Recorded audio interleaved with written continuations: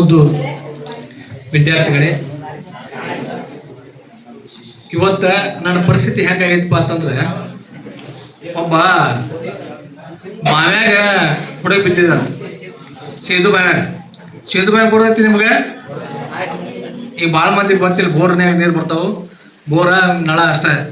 ಮೊದಲ ಸೇದು ಬಾವಿ ಗುಂಡು ಬಾವಿ ಇರ್ತಿದ್ವು, ಅದ್ರಾಗ ಇಳಿಯಾಕ ಹತ್ತಾಕ ಬರಂಗಿಲ್ಲ ಯಾರಿಗೆ, ಗಡಗಡ ಇರ್ತಿತ್ತು. ಹಗ್ಗಕ್ಕೆ ಕೊಡ ಕಟ್ಟಿ ಬಿಡ್ತಿದ್ರು, ಬಿಟ್ಟು ಜಕ್ಕೋತಿದ್ರು, ನೀರು ಕುಡಿಯಾಕ ನೀರು ಯೂಸ್ ಮಾಡ್ತಿದ್ರು. ಅವಕ್ಕೆ ಸೇದು ಬಾವಿ ಅಂತಿದ್ರು. ಹಂಗೆ ಸೇದು ಬಾವಿಯಾಗ ಒಮ್ಮೆ ಜಿಗಿದ್ರೆ ಹತ್ತಿ ಹೊರಗೆ ಬರೋದು ಕಟ್ಟಿದ್ದ, ಬರಾಕ್ ಬರ್ತಿದ್ದಿಲ್ಲ, ಭಾಳ ಸಾಹಸ ಪಟ್ಟು ಹತ್ಕೊಂಡು ಬರ್ಬೇಕಾಗಿತ್ತು. ಒಬ್ಬ ಅಂಥ ಸೇದು ಬಾವಿಯಾಗ ಒಬ್ಬ ಹುಡುಗ ಬಿದ್ದಿದ್ದ. ಎಲ್ಲರೂ ಹೊಣಿಕೆಯಾಗಿ ನೋಡಾಕತ್ತಿದ್ರು, ನೋಡೋರು ಏ ಹುಡುಗ ನೋಡೋದು ನಿನ್ನೆ ಕಟಿಂಗ್ ಮಾಡ್ಸ್ಕೊಂಡ್ ಬಂದಂಗೆ ಕಾಣ್ತತಿ ಅನ್ನೋರು.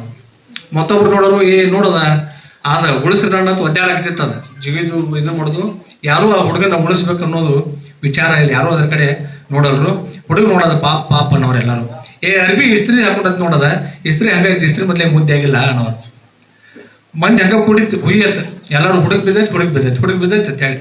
ಅಂತದ್ರಾಗ ಒಬ್ಬ ಮುಪ್ಪಾಣ ಮುದುಕ ಜಿಗದ ಬಾಯಾಗ ದೊಡ್ಡಮ್ಮ ಅಂತ ಜಿಗದ ಕೂಡಲೇ ಏ ಮುತ್ಯ ಜಿಗದ ಅಂತಂದ್ರೆ ಅಂದ್ರು, ಏ ಹಗ್ಗ ಬಿಡ್ರಿ ಅಂದ್ರೆ, ಗಡಗಡಿಗೆ ಹಗ್ಗ ಬಿಟ್ರು.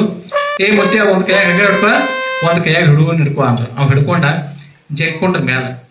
ಇಷ್ಟೆಲ್ಲ ನಾವು ಬಂದಿದ್ದೀವು, ಯುವಕರಿದ್ದೀವು, ಏನೂ ಉಪಯೋಗ ಆಗಲಿಲ್ಲ. ಮುತ್ಯ ಜಿಗದ ಏ ಭಾರಿ ಪಾ ಅಂತನಾಕತ್ರಿ ಎಲ್ಲರೂ. ಮತ್ತೆ ಹೊಗಳಬೇಕಲ್ಲ ಅವ್ನು, ಹೊಗಳೇ ಎಲ್ಲರೂ ಇಲ್ಲ ನಿನಗೆ ಆಣಿ ತರ್ತೀವಿ, ಆಣಿ ಮೇಲೆ ಕುಂಡ್ರಿಸಿ ಮೆರವಣಿಗೆ ಮಾಡ್ತೀವಿ ಒಣಾಕತ್ರಿ ಎಲ್ಲರೂ. ಹಾರ ತೊಗೊಂಬರ್ರಿ, ಆಣಿ ತೊಗೊಂಬರ್ರಿ ಒಣಾಕತ್ರು. ಅವ ಮುದುಕಂದ, ನಿಮ್ಮ ಆನೆ ಹಾರ ಓದಿಸ್ಬಿಡ್ರಿ, ಮೊದಲು ನಾನು ಯಾವ ವಿಷಯ ಕೊಟ್ಟರೆ ಹೇಳ್ರಿ ಅಂತ.